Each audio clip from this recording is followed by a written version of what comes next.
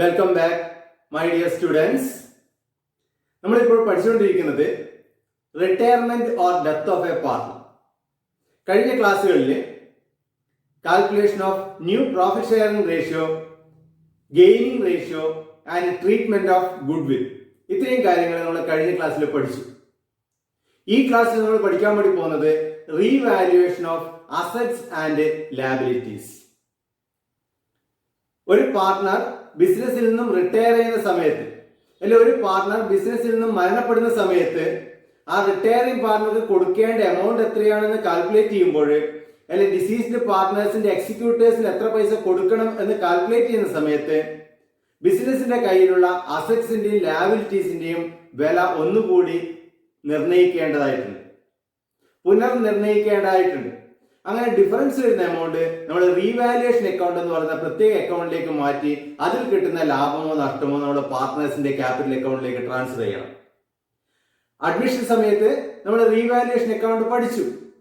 അപ്പൊ അഡ്മിഷൻ സമയത്ത് നമ്മൾ പഠിച്ച റീവാലുവേഷൻ അക്കൗണ്ട് എങ്ങനെയാണോ അതേ രീതിയിൽ തന്നെയാണ് ഇവിടെയും റീവാലുവേഷൻ അക്കൗണ്ട് തയ്യാറാക്കേണ്ടത്. ആകെ ഒരു മാറ്റം മാത്രമേ ഉള്ളൂ. അവിടെ റീവാലുവേഷൻ അക്കൗണ്ട് തയ്യാറാക്കി റീവാലുവേഷൻ അക്കൗണ്ടിൽ കിട്ടിയിരിക്കുന്ന ലാഭം അല്ലെങ്കിൽ നഷ്ടം നമ്മുടെ ഓൾഡ് പാർട്ട്നേഴ്സിന്റെ ക്യാപിറ്റൽ അക്കൗണ്ടിലേക്കാണ് ട്രാൻസ്ഫർ ചെയ്തത്. ഇവിടെ ചെയ്യേണ്ടത് റീവാലുവേഷൻ അക്കൗണ്ട് തയ്യാറാക്കി അതിൽ കിട്ടുന്ന ലാഭമോ നഷ്ടമോ എല്ലാ പാർട്ട്നേഴ്സിന്റെയും ക്യാപിറ്റൽ അക്കൗണ്ടിലേക്ക് ട്രാൻസ്ഫർ ചെയ്യണം ഇൻ ദ ഓൾഡ് റേഷ്യോ. ആ ഒരു വ്യത്യാസം മാത്രമേ റീവാലുവേഷൻ അക്കൗണ്ടുമായിട്ട് ബന്ധപ്പെട്ടുള്ളൂ. ബാക്കിയെല്ലാം സെയിം ആണ്. നമ്മൾ ഓൾറെഡി അത് പഠിച്ചു കഴിഞ്ഞതാണ്. എങ്കിലും നമുക്കത് നോക്കാം. Revaluation of assets and liabilities. On retirement or death of a partner, all assets and liabilities must be revalued and these must be shown at their true values. Changes in the value of assets and liabilities on revaluation are transferred to a separate account called revaluation account. Finally, the balance of revaluation account is transferred to all partners' capital accounts, including retired or deceased partner, in old ratio. ഇതൊക്കെ നമ്മൾ admission സമയത്ത് പഠിച്ചതാണ്. എന്നാലും ഒന്നുകൂടി നമുക്ക് നോക്കാം. സാധാരണയായിട്ട് എല്ലാ അസറ്റിനും ഡെബിറ്റ് ബാലൻസ് ആയിരിക്കും, ലാബിലിറ്റിക്കും ക്യാപിറ്റലിനും ക്രെഡിറ്റ് ബാലൻസ് ആയിരിക്കും.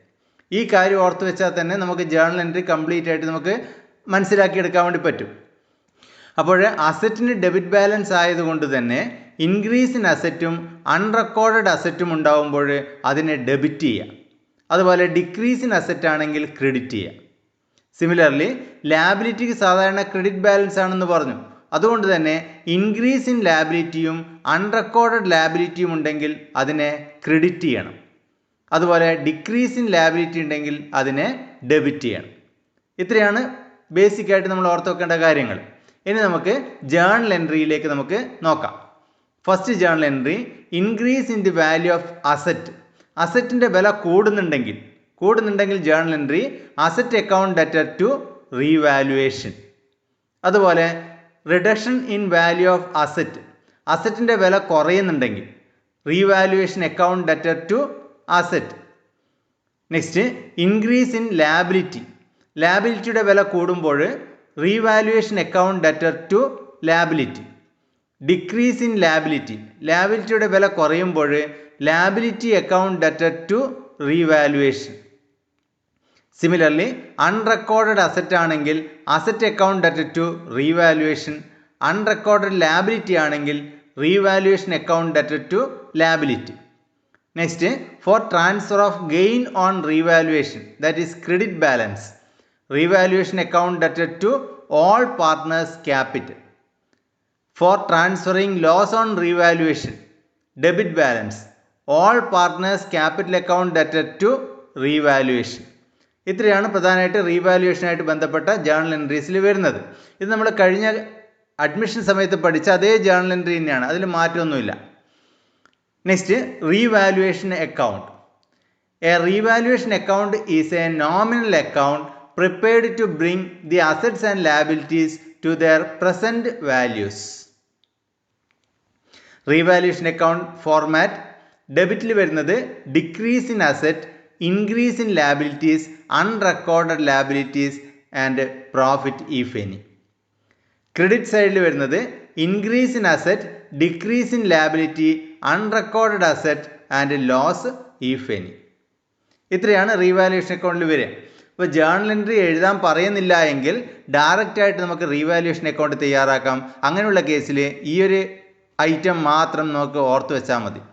ഇൻക്രീസ് ഇൻ അസറ്റും ഡിക്രീസ് ഇൻ ലാബിലിറ്റിയും അൺറെക്കോർഡഡ് അസറ്റും ഉണ്ടെങ്കിൽ അത് ക്രെഡിറ്റ് സൈഡിൽ കാണിക്കണം. ഡിക്രീസ് ഇൻ അസറ്റും ഇൻക്രീസ് ഇൻ ലാബിലിറ്റിയും അൺറെക്കോർഡ് ലാബിലിറ്റിയും ആണെങ്കിൽ അത് ഡെബിറ്റ് സൈഡിലും കാണിക്കണം.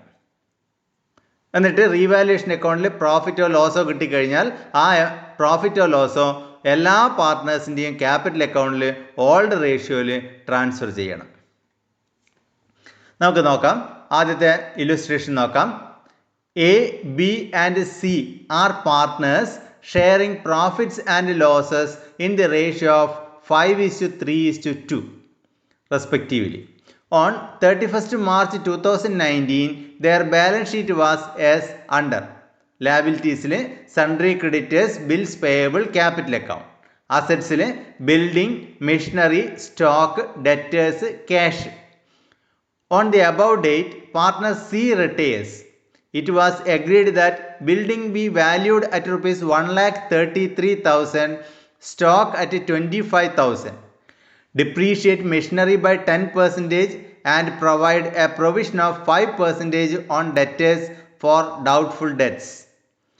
One of the creditors of rupees 2,000 included in sundry creditors is not likely to claim their amount. Bills payable valued at rupees 36,000. Give entries, prepare revaluation account, capital account and new balance sheet. ഇപ്പോൾ ഈ ഒരു ക്വസ്റ്റ്യനിൽ നമുക്ക് അഡ്മിഷനിൽ ചെയ്ത അതേ രീതിയിൽ തന്നെ നമുക്ക് ഇവിടെയും ഈ ഒരു പ്രോബ്ലം നമുക്ക് സോൾവ് ചെയ്യാം. അപ്പോൾ അതിനായിട്ട് നമ്മളോട് ആദ്യം ചോദിക്കുന്നത് ജേർണൽ എൻട്രീസ് ആണ്. ഇപ്പോൾ ജേർണൽ എൻട്രീസ് ചോദിക്കുമ്പോൾ ആദ്യം നമ്മൾ നോക്കേണ്ടത് ബാലൻസ് ഷീറ്റിൽ കൂട്ടിവെച്ച ലാഭമോ നഷ്ടമോ എന്തെങ്കിലും ഉണ്ടോ എന്ന് നോക്കണം.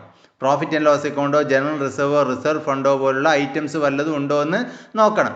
അതിവിടെ ഒന്നുമില്ല. അതുകൊണ്ട് തന്നെ അതിൻ്റെ ജേർണൽ എൻട്രി നമുക്ക് നോക്കണ്ട.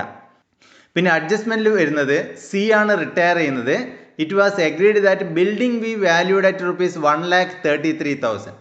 ബിൽഡിങ്ങിൻ്റെ വില 1,33,000 ആണെന്നാണ് പറയുന്നത്, പുതിയ വില. അപ്പോൾ പഴയ വില ബാലൻസ് ഷീറ്റിൽ തന്നിട്ടുണ്ട് 1,00,000 റുപ്പിയാണ്. അപ്പോൾ ബിൽഡിങ്ങിൻ്റെ വില 33,000 രൂപ കൂട്ടണം.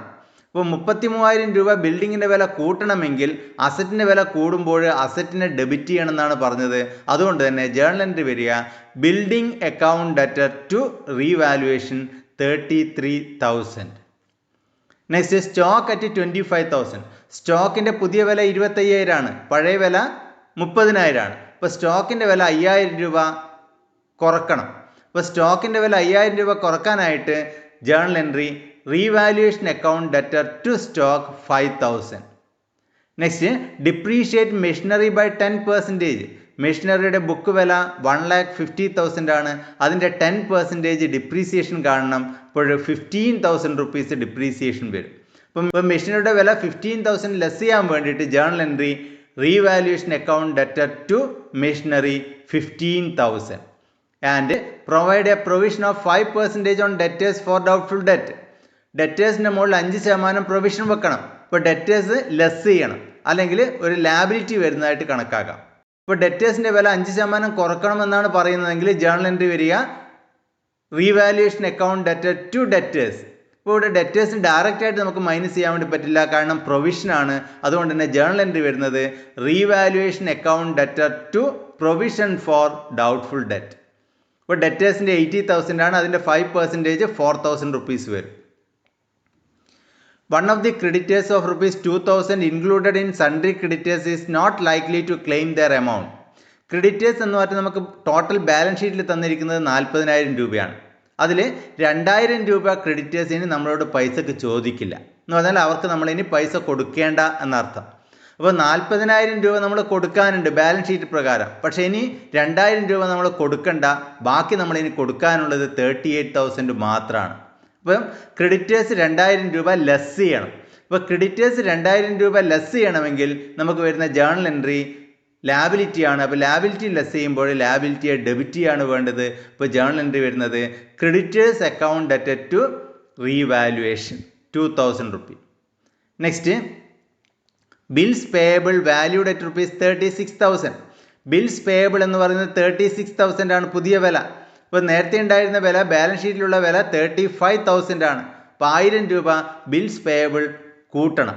അപ്പോൾ ബിൽസ് പേയബിളിൻ്റെ വില 1000 രൂപ കൂട്ടണമെങ്കിൽ ജേണൽ എൻട്രി വരിക റീവാലുവേഷൻ അക്കൗണ്ട് ഡെറ്റഡ് ടു ബിൽസ് പേയബിൾ 1000. ഇത്രയായി കഴിഞ്ഞാൽ എൻട്രി ആയി. ഇനി റീവാലുവേഷൻ അക്കൗണ്ട് പ്രിപ്പയർ ചെയ്യുക.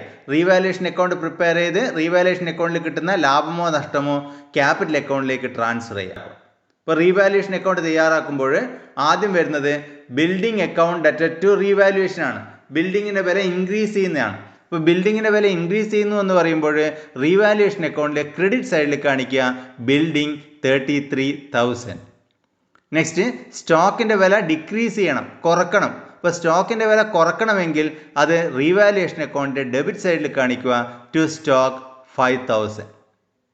നെക്സ്റ്റ് മെഷീനറിയുടെ വില ഡിപ്രീഷിയേറ്റ് ചെയ്യണം. അപ്പോൾ മെഷീനറിയുടെ വിലയിൽ ഡിപ്രീസിയേഷൻ കാണണമെന്ന് പറയുമ്പോൾ മെഷീനറിയുടെ വില കുറക്കേണ്ടതാണ്. അപ്പോൾ അസറ്റിൻ്റെ വില കുറയുമ്പോൾ മെഷീനറിയുടെ വില കുറയുമ്പോൾ റീവാലുവേഷൻ അക്കൗണ്ട് ഡെബിറ്റ് സൈഡിൽ കാണിക്കുക to machinery 15,000. Next provision create ചെയ്യാനാണ് പ്രൊവിഷൻ ഫോർ ഡൗട്ട്ഫുൾ ഡെറ്റ്. അതും റീവാലുവേഷൻ അക്കൗണ്ട് ഡെബിറ്റ് സൈഡിൽ കാണിക്കുക to provision for doubtful debt 4,000.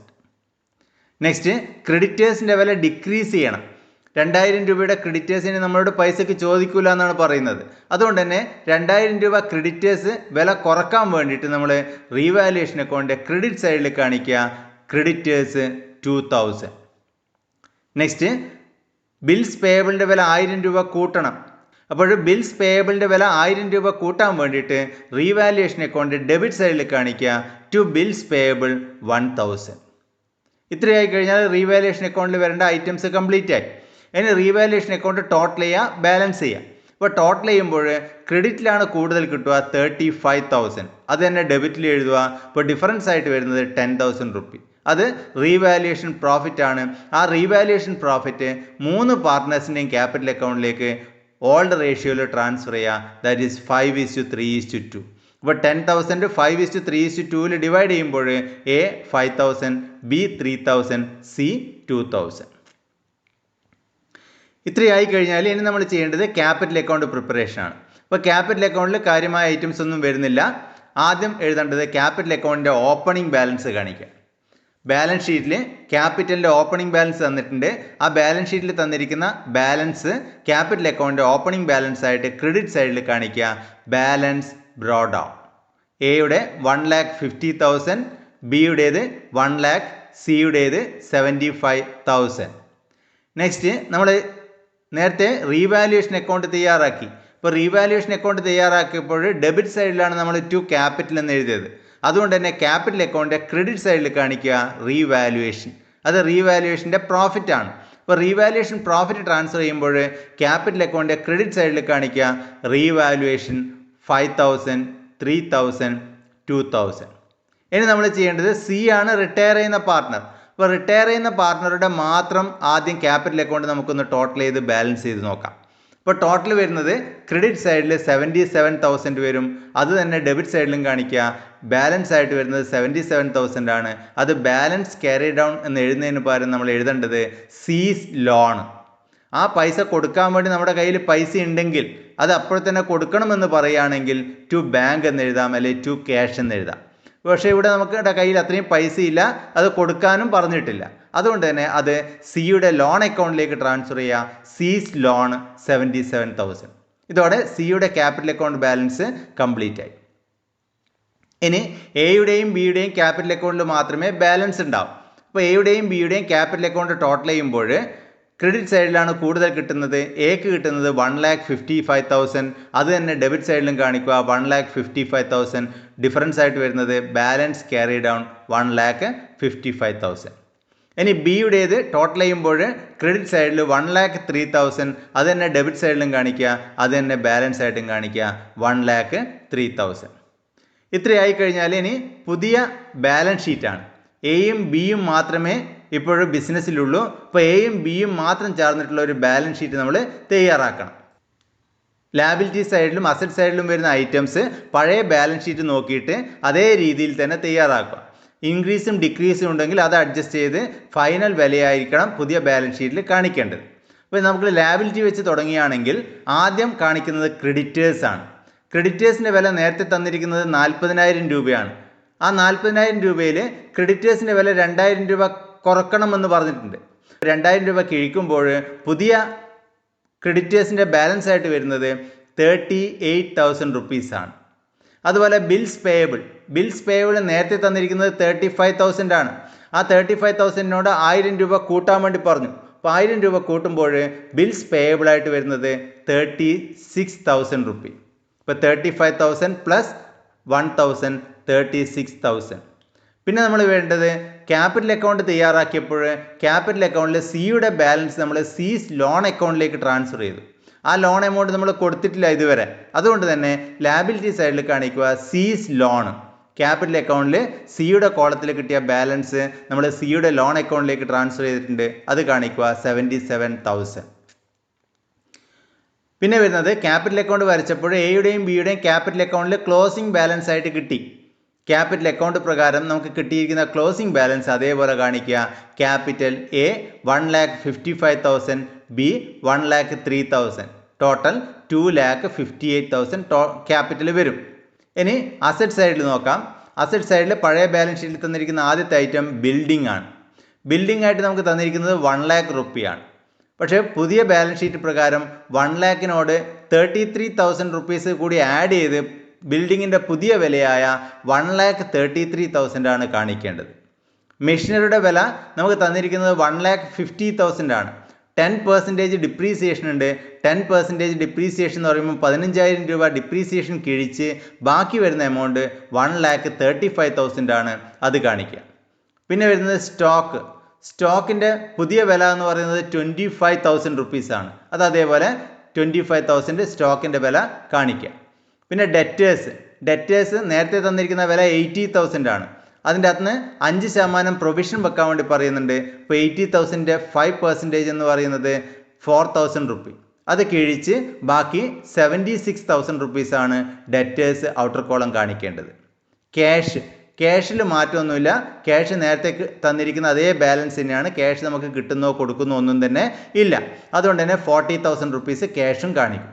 ഇനി ബാലൻസ് ഷീറ്റ് ടോട്ടൽ ചെയ്യുമ്പോൾ ടോട്ടലായിട്ട് കിട്ടുന്നത് 4,09,000 റുപ്പി. നെക്സ്റ്റ് ഇനി രണ്ടാമത്തെ illustration.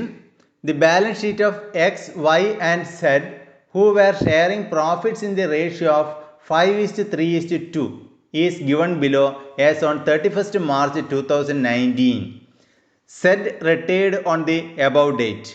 Liability side le capital X 50,000, Y 30,000, Z 20,000. Creditors 7,000, outstanding salary 3,000. Assets land 60,000, building 15,000, stock 2,000, debtors 10,000, cash 23,000. അഡ്ജസ്റ്റ്മെൻറ്റിൽ first വരുന്നത് land revalued at ₹75,000 and building at 12,000. An amount of ₹2,000 due from Shibu, A debtor was doubtful and A provision for the same was required.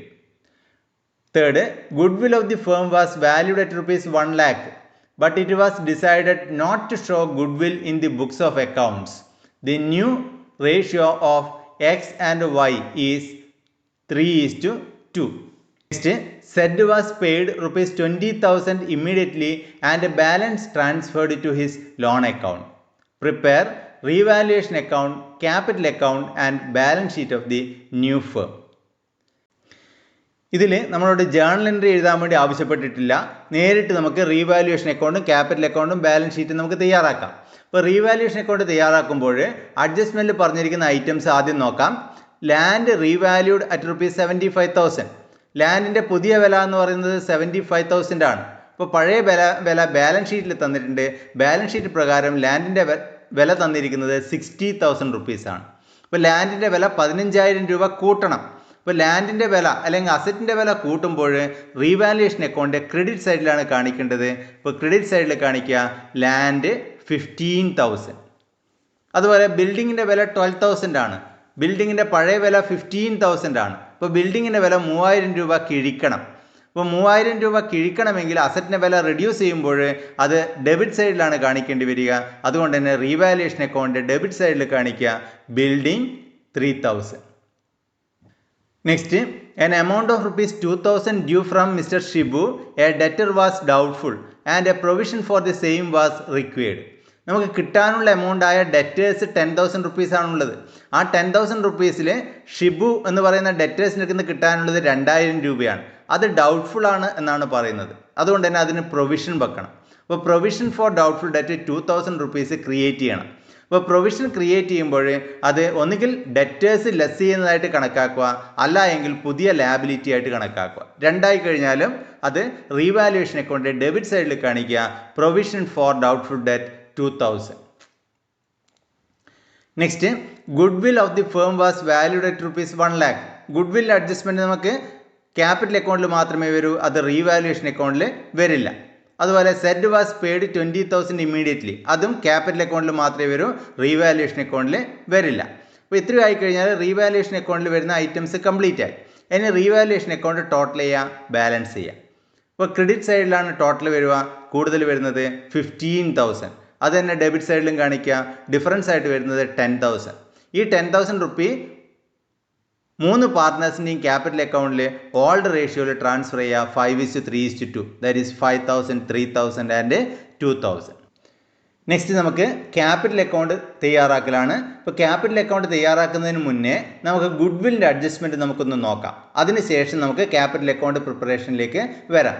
ഇപ്പോൾ good വില്ല് പറയുന്നത് third adjustment, good will of the firm was valued at rupees 1 lakh, but it was decided not to show goodwill in the books of account. The new ratio of x and y is 3:2. ഇപ്പോൾ ഗുഡ് വില്ലിൻ്റെ total goodwill എന്ന് പറയുന്നത് 1 lakh റുപ്പിയാണ്. ഈ 1 lakh rupee goodwill books of അക്കൗണ്ടിൽ goodwill എന്ന് പറയുന്ന അക്കൗണ്ട് കാണിക്കാതെ തന്നെ അഡ്ജസ്റ്റ് ചെയ്യണം. എന്ന് പറയുമ്പോൾ ക്യാപിറ്റൽ അക്കൗണ്ടിലൂടെ അഡ്ജസ്റ്റ് ചെയ്യണം. സെഡിൻ്റെ ഷെയർ ഓഫ് ഗുഡ് വിൽ എത്രയാണോ ആ ഷെയർ ഓഫ് ഗുഡ് വിൽ എക്സിൻ്റെയും വൈയുടെയും ക്യാപിറ്റൽ അക്കൗണ്ടിലൂടെ അഡ്ജസ്റ്റ് ചെയ്യണം എന്നാണ് പറയുന്നത്. അങ്ങനെ അഡ്ജസ്റ്റ് ചെയ്യുമ്പോൾ അത് ഗെയിനിങ് റേഷ്യോയിലായിരിക്കണം അഡ്ജസ്റ്റ് ചെയ്യേണ്ടത്. നമുക്കിവിടെ ഓൾഡ് റേഷ്യോയും ന്യൂ റേഷ്യോയും രണ്ടും ക്വസ്റ്റ്യനിൽ തന്നിട്ടുണ്ട്. അപ്പോൾ നമുക്ക് നോക്കാം ആ കാൽക്കുലേഷൻ എങ്ങനെയൊക്കെയാണ് വരിക എന്ന് നമുക്ക് നോക്കാം. Calculation of good will. Old ratio എന്ന് പറയുന്നത് x:y:z 5:3:2. Total good will 1 lakh. ഇവിടെ സെഡ് ആണ് റിട്ടയർ ചെയ്യുന്നത്. അതുകൊണ്ട് തന്നെ സെഡ്സ് ഷെയർ ഓഫ് ഗുഡ് വിൽ എന്ന് പറയുന്നത് 1 lakhൻ്റെ 2/10. 2/10 ആണ് സെഡിൻ്റെ ഷെയർ ഓഫ് പ്രോഫിറ്റ്. അപ്പോൾ 1 lakh into 2/10 that is 20,000 rupees ഗുഡ് വില്ലാണ് സെഡിന് കിട്ടേണ്ടത് അല്ലെങ്കിൽ സെഡിന് കൊടുക്കേണ്ടത്. അപ്പോൾ സെഡിന് കൊടുക്കേണ്ട ഈ 20,000 റുപ്പീസ് ഗുഡ് വില് എക്സും വൈയും ചേർന്നിട്ട് അവരുടെ ക്യാപിറ്റൽ അക്കൗണ്ടിൽ നിന്ന് എടുത്തിട്ട് സെഡിന് കൊടുക്കണം. അതെടുക്കുന്നത് ഗെയിനിങ് റേഷ്യോയിലായിരിക്കണം. ഇപ്പോൾ സ്വാഭാവികമായിട്ട് നമുക്ക് ഗെയിനിങ് റേഷ്യോ കൂടി കാൽക്കുലേറ്റ് ചെയ്യണം. അപ്പോൾ calculation of gaining ratio. Gaining ratio calculate ചെയ്യാനുള്ള ഇക്വേഷൻ നമ്മൾ നേരത്തെ പഠിച്ചു. എന്തായിരുന്നു? Yes, gaining ratio equal to new ratio minus old ratio. Okay, new ratio എന്ന് പറയുന്നത് x:y 3:2 ആണ്. ഓൾഡ് റേഷ്യോ എന്ന് പറയുന്നത് x:y:z 5:3:2. അപ്പോൾ എക്സിൻ്റെ ഗെയിൻ എന്ന് പറയുന്നത് new share minus old share ആയിരിക്കും. ഇപ്പോൾ ന്യൂ ഷെയർ എന്ന് പറയുന്നത് എക്സിനെ സംബന്ധിച്ചിടത്തോളം 3:2 ആകുമ്പോൾ 3/5 മൈനസ് ഓൾഡ് ഷെയർ എന്ന് പറയുന്നത് 5:3:2 ആണ്. ഇപ്പോൾ 5/10. ഇപ്പോൾ 3/5 മൈനസ് 5/10. ഇപ്പോൾ ഇവിടെ ഡിനോമിനേറ്റർ വ്യത്യസ്തമായതുകൊണ്ട് തന്നെ ഡിനോമിനേറ്റർ ഈക്വൽ ആക്കാൻ വേണ്ടി 3/5നെ 2 കൊണ്ട് ന്യൂമറേറ്ററും ഡിനോമിനേറ്ററും മൾട്ടിപ്ലൈ ചെയ്യാം. അപ്പോൾ നമുക്ക് കിട്ടുന്നത് 6/10 minus 5/10 that is 6 minus 5/10 that is 1/10 വരും. ഇനി വൈയുടെ ഗെയിൻ കാൽക്കുലേറ്റ് ചെയ്യാൻ ഇതേപോലെ കാൽക്കുലേറ്റ് ചെയ്യാം. ന്യൂ ഷെയർ എന്ന് പറയുന്നത് 3:2 ആകുമ്പോൾ 2/5 മൈനസ് ഓൾഡ് ഷെയർ എന്ന് പറയുന്നത് 5:3:2 ആണ്. ഇപ്പോൾ 3/10. ഇപ്പോൾ 2/5 മൈനസ് 3/10. ഇപ്പോൾ ഡിനോമിനേറ്റർ ഈക്വൽ ആക്കാൻ വേണ്ടി 2/5നെ ന്യൂമറേറ്ററും ഡിനോമിനേറ്ററും 2 കൊണ്ട് മൾട്ടിപ്ലൈ ചെയ്യാം.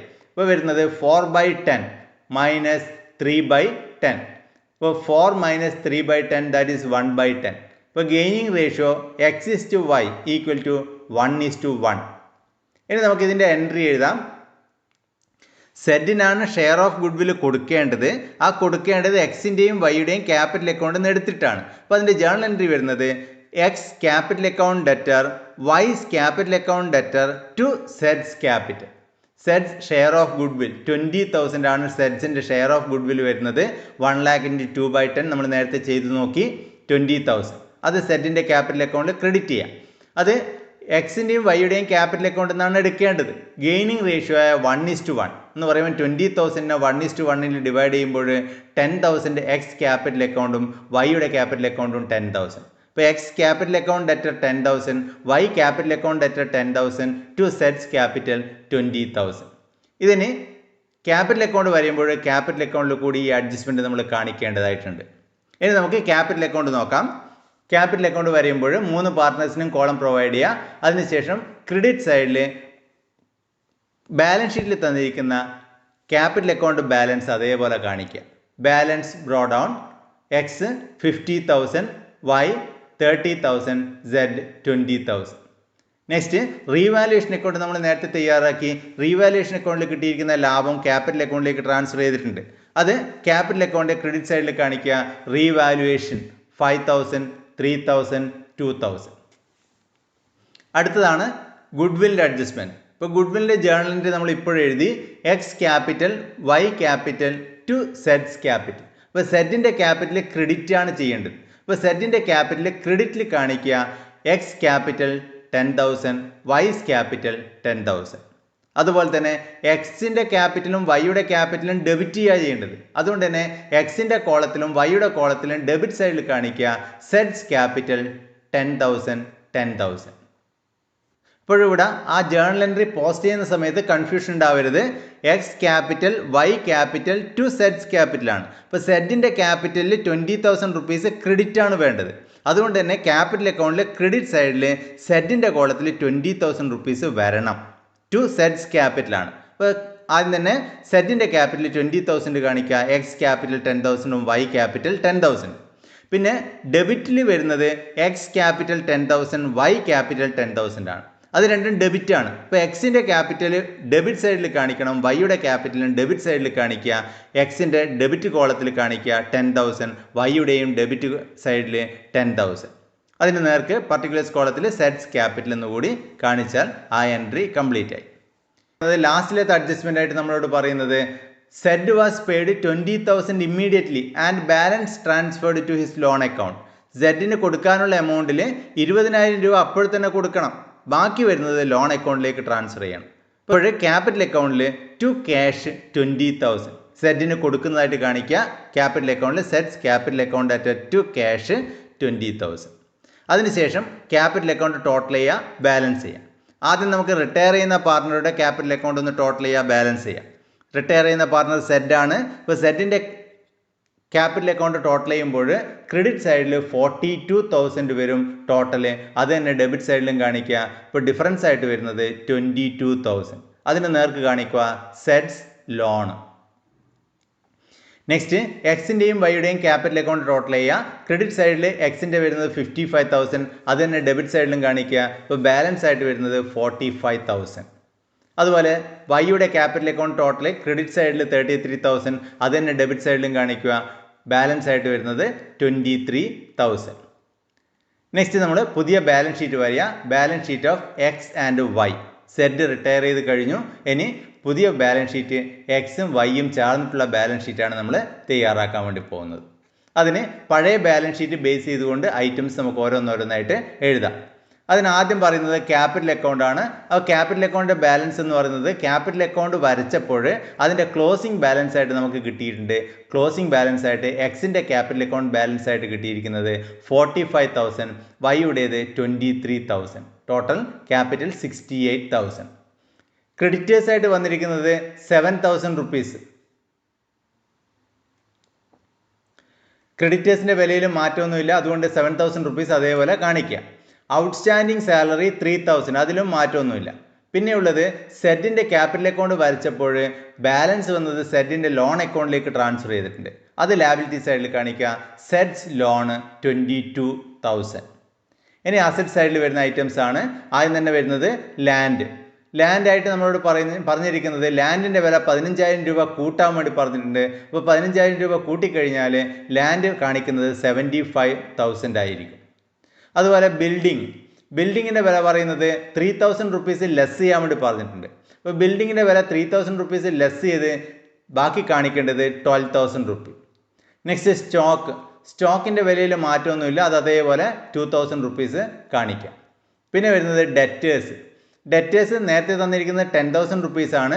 അതിൻ്റെ അകത്ത് 2,000 റുപ്പീസ് പ്രൊവിഷൻ വെക്കാൻ വേണ്ടി പറഞ്ഞിട്ടുണ്ട്. ഇപ്പോൾ 10,000 ലെസ് പ്രൊവിഷൻ 2,000 ഔട്ടർ കോളത്തിൽ കാണിക്കേണ്ടത് 8,000. നെക്സ്റ്റ് വരുന്നത് ക്യാഷ് 23,000 നമുക്ക് തന്നിട്ടുണ്ട്. പക്ഷേ ആ 23,000-ൽ 20,000 റുപ്പീസ് സെഡിന് ഇമ്മീഡിയറ്റ് ആയിട്ട് പേ ചെയ്യണം എന്ന് പറഞ്ഞു. അത് പേ ചെയ്തു.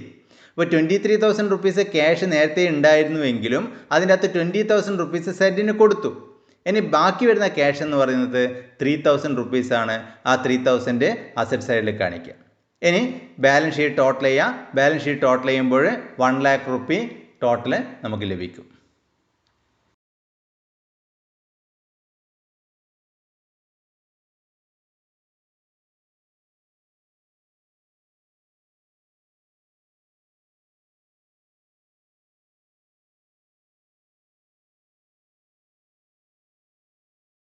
ഇതോടുകൂടി ഇന്നത്തെ ക്ലാസ് കൂടി അവസാനിക്കുകയാണ്. ചാനൽ ഇനിയും സബ്സ്ക്രൈബ് ചെയ്യാൻ ബാക്കിയുള്ളവർ സബ്സ്ക്രൈബ് ചെയ്യാൻ മറക്കരുത്. ഒപ്പം തന്നെ ബെൽ ഐക്കൺ കൂടി ക്ലിക്ക് ചെയ്യുക. അങ്ങനെ ആയിക്കഴിഞ്ഞാൽ നെക്സ്റ്റ് ടൈം വീഡിയോ അപ്ലോഡ് ചെയ്യുന്ന സമയത്ത് തന്നെ നിങ്ങൾക്ക് അതിന്റെ നോട്ടിഫിക്കേഷൻസ് ലഭിക്കുന്നതായിരിക്കും. നിങ്ങൾക്ക് ഈ ക്ലാസ് ഇഷ്ടപ്പെട്ടെങ്കിൽ ലൈക്ക് ചെയ്യുക, കമന്റ് ചെയ്യുക, അതുപോലെ തന്നെ ഷെയർ ചെയ്യുക. അടുത്ത ക്ലാസ്സിൽ കാണുന്നതുവരെ എല്ലാവർക്കും നന്ദി, നമസ്കാരം.